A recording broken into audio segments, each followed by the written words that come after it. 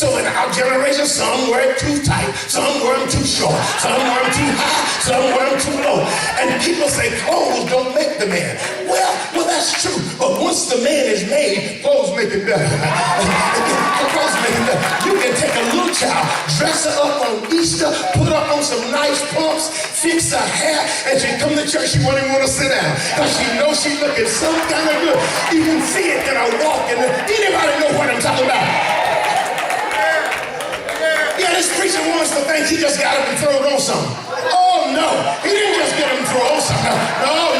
He looked in the mirror 3 or 4 times and took another take when he was walking out the house there. So Joseph was a man that dared to dream, and then he dared to get up, and he dared to do something about his dream. What are you dreaming about? What are you dreaming? What's God going to do with you? How is he going to use you with your Holy Ghost filled self? You're anointed of God. You have the power of God on the inside of you. How is God going to use you to make the Concord district mighty? How is he going to use you to turn around your church? How is he going to use you to bring hope into the fold? How is God going to use you? What are you dreaming about? How is God going to use you? Most people have lost their dream and they don't dream anymore. They can't see God doing spectacular things in their life. But Joseph was a man that dared to dream. And then he dared to get up and do something about his dream. Secondly, I'm going to review for this guy. Joseph was a man that dared to dream. And he dared to get up and do something about his dream. But not only that, Joseph was a man that God could use because Joseph knew how to make the best out of bad situations.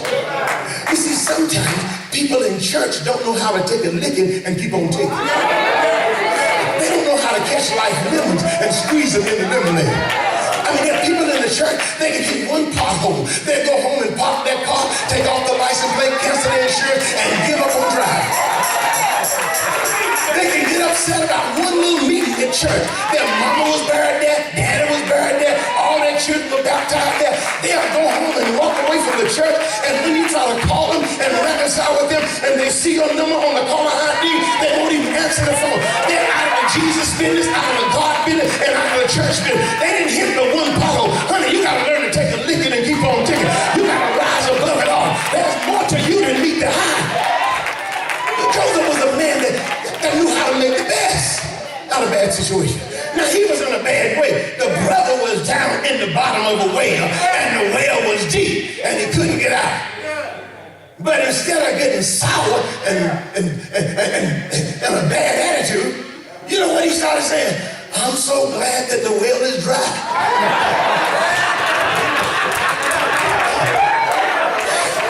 At least it ain't got no water in it.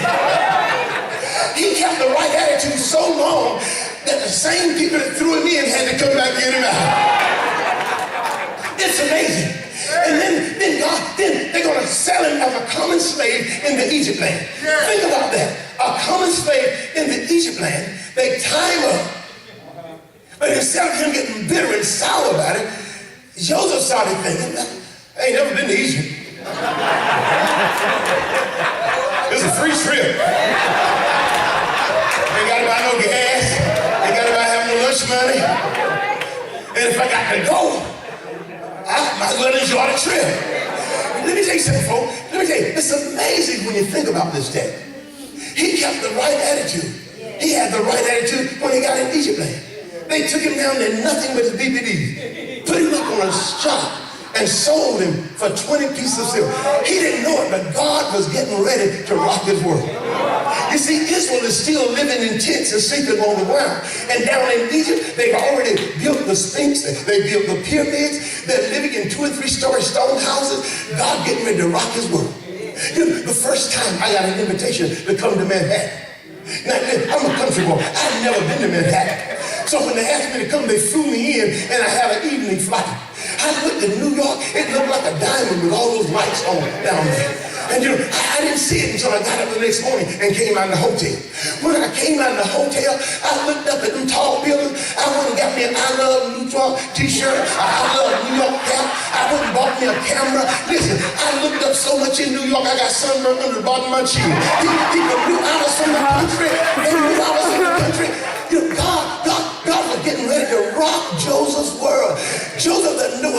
all set up.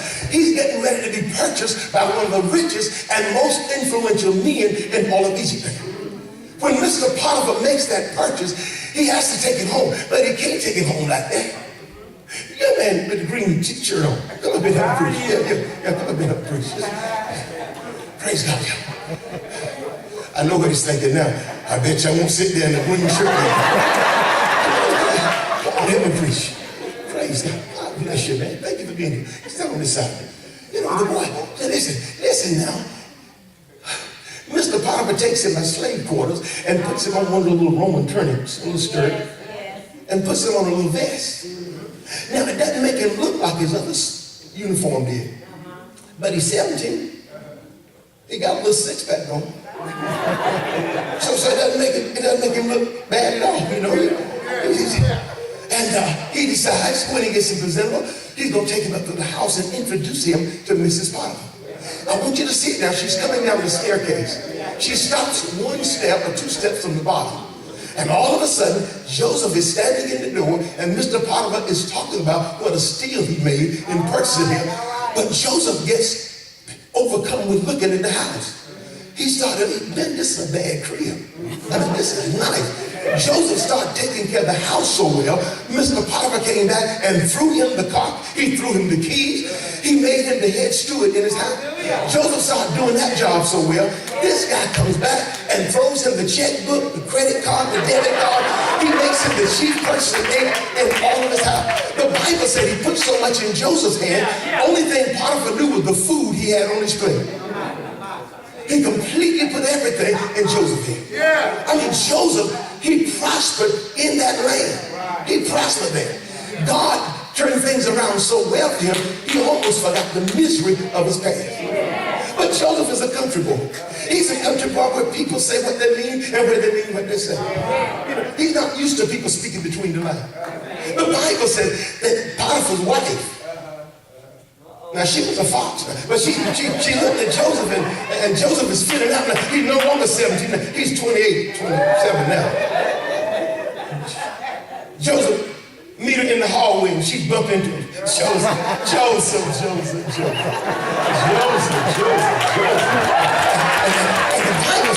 the Bible said that every day that she made passes him.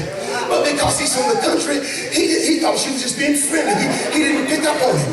And so the Bible says that she became more aggressive in her seduction.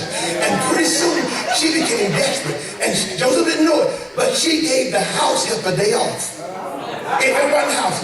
And Joseph come to work. This is the day. He's coming to work. That's not normal. He thinks everything is all right. But when he gets to the house, he sees Mrs. Potiphar standing the two steps from the bottom. Now he understands she's asking him to come upstairs. Probably something as simple as help me hang up the curtain that fell down behind the bed. But Joseph knows that servants don't have any business going upstairs. Because upstairs are reserved just for the family and the family only. Servants have full run of the ground floor. But if your master's wife asks you to come up, you go up and try to help the master's wife. And Joseph goes up to help his wife. And probably the first thing he said when he got to the room and he looked around there is, which curtain are you talking about? But by the time he turned around, sister girl had dropped her negligee down to the floor and said, come and lie with me. I'm so glad that he didn't know Red Fox or Fred Sanford. Because he might have said, Elizabeth, I'm coming to Georgia. You know, I wish the Bible had helped me out in this day. I wish the Bible had said, but when Joseph turned around and looked, that woman had so many varicose veins and cellulite and stuff hanging and saying there was nothing desirable about her. But that ain't what the Bible said. The Bible said when Joseph looked at that girl standing in all her glory, Joseph said, I can't do this thing. Let me tell you, when you get excited about where God is taking you, there's some stuff you can't get involved in. You got to make up your mind, I will not take another detour. I cannot have another train wreck because where I'm going to God is so important. I can't lose it. No, not now. I'm too close to turn around. God's been too good to me and I will not give it up now. And the Bible said, Joseph said no, but the thing he was saying no to didn't understand no. And she started running towards him. And Joseph found out quickly she could run faster forward than he could backwards. And she caught up with the brother and stripped his coat off of his back, and he had to run out in his BBDs. Saying, free at last, free at last. Thank God Almighty. Okay. Thank you so much. Thank you so much. Okay. Joseph was a man that God could use.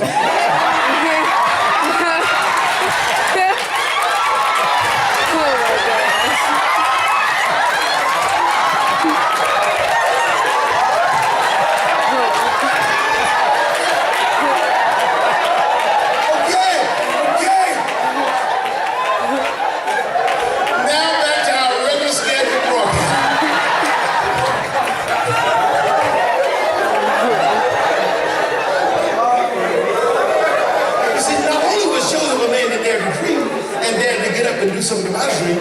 Not only was Joseph a man that knew how to make the best out of a bad situation, Joseph was a man that knew how to overcome temptation. Sometimes willing to run, sometimes being willing to put himself in a safe environment and not contaminate himself with the sins of the world. Every now and then, you got to take a look at where God's taking you.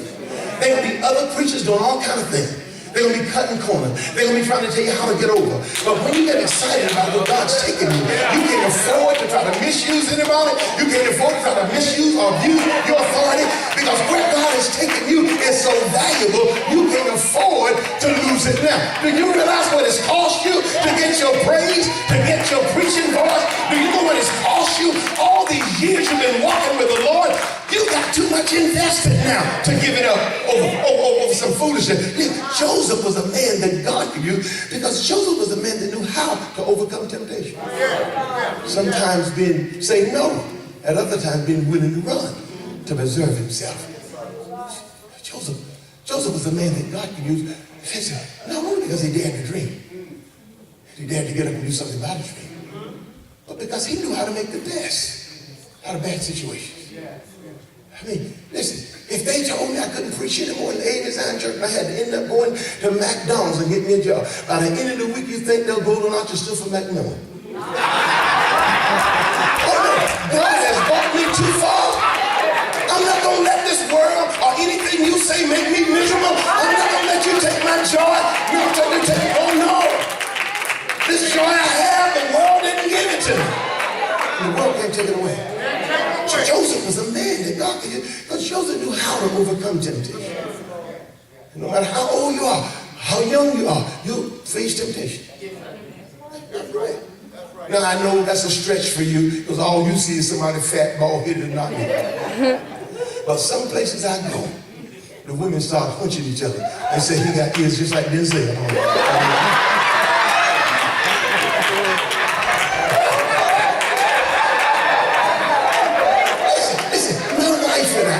In a place called New Market, Tennessee.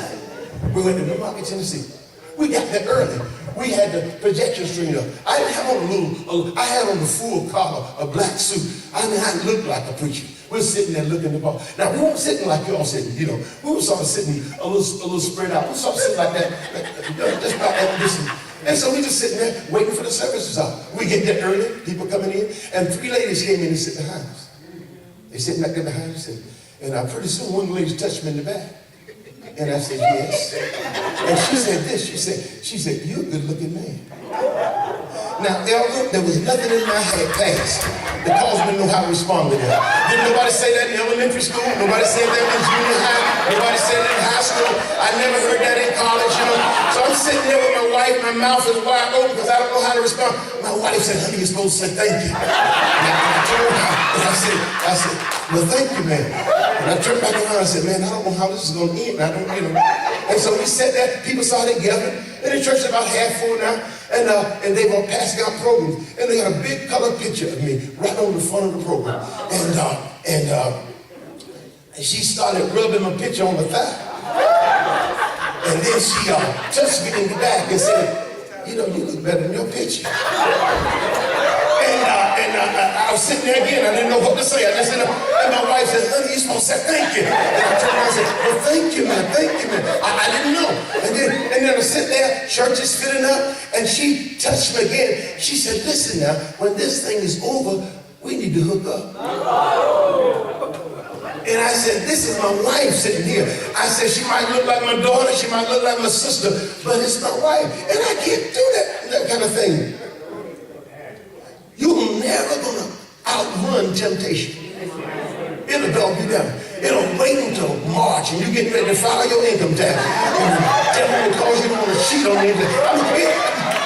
I don't care who you are, he will tempt you to pull you out of God's blessing, pull you out of the shower that God has in store for your life. Yeah. Joseph was a man that knew how to overcome temptation. But the fourth point is this: Joseph was a man that had a great view of God's providence. Joseph was a man that had a great view of God's providence. He always knew that God was at work in his life. Listen, when God showed him the promotion and the elevation, he didn't show him the prison. He didn't show him the pit. He didn't show him the trouble. He didn't show him the anxiety. When God showed him that, he just showed him being exalted and lifted up.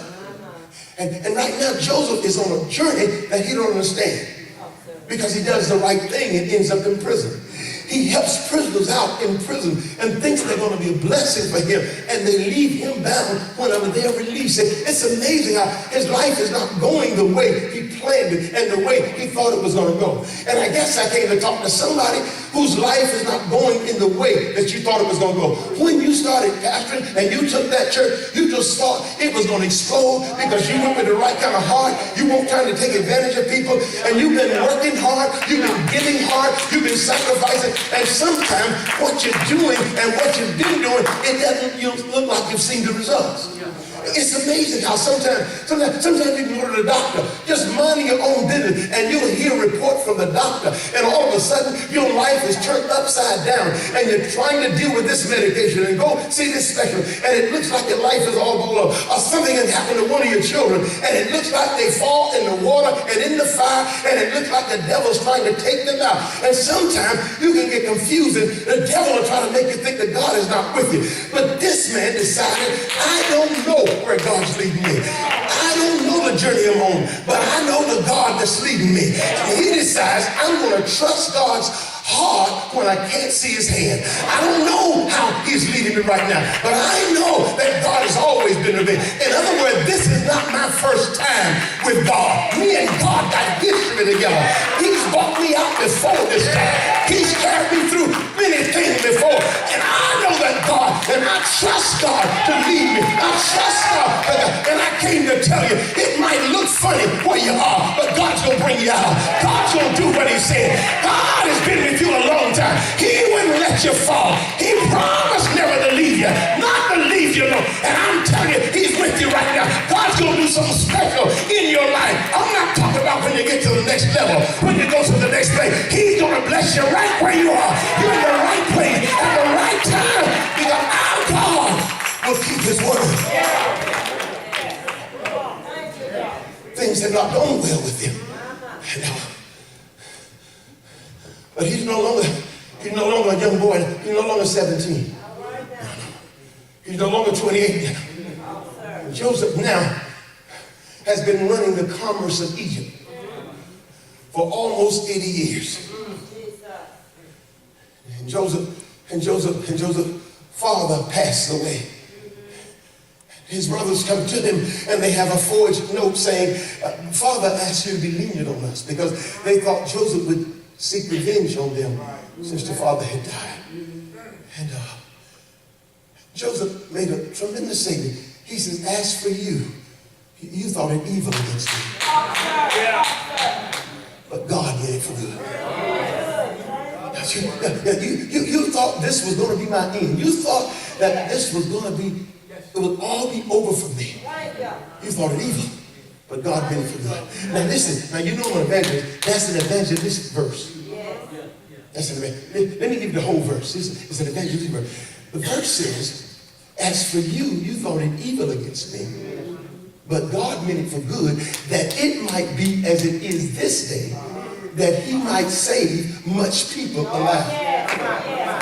In other words, Joseph said, don't get the story twisted. Don't think this is about Joseph having his Cadillac, getting his government job, living in government housing. Don't you think this is about God just blessing Joseph? God knew what was connected to me, and God was trying to save a nation. So God had to reach through me and pull the nation out that was behind me. Do you understand that you're doing pretty good at coming to church? And the elders celebrate the fact that some of you came all the way from Rocky Mountain to get here. But let me tell you something, folks. Maybe it's not so important as if you think it is. Maybe God brought you out that it might reach through you and bring somebody else out. Maybe there are people in your family that are still lost and still don't know Jesus Christ. And the only way God can get to them is get to you. So he's gotten to you because he's trying to reach through you and he's trying to bring them out of their bondage. You know what that means? That means when he sends you to the family reunion, he's not sending you there for fried chicken and barbecue. He's sending you there to be a witness. You know, he's sending you there to let your light shine. He's sending you there because there are people in trouble. There are people in darkness, and God wants you to be his channel to bring those people out of darkness into the marvelous light. Honey, he's had his eye on you a long time, but more than on you, he's been looking through you. He sees the children and the grandchildren and the nieces and the nephews, and God's trying to get them in the kingdom. He's trying to save much people alive. He's trying to bring them out of the graveyard and bring them to new life, and God's got to have you to participate. And this man, Joseph, as for you, you thought it evil against me, but God meant it for good, that it might be as it is this day, that he might save much people alive. Joseph had a great view of the providence of God, that God is up to something in my life, right here, right now. All right, let me review. Joseph was a man that God could use. Joseph was a man that dared to dream, then he dared to get up and do something about it. Joseph was a man that knew how to make the best out of bad situation. Joseph was a man that knew how to overcome temptation. Sometimes saying no, and other times being willing to run. Joseph was a man that had a great view of the providence you gave God.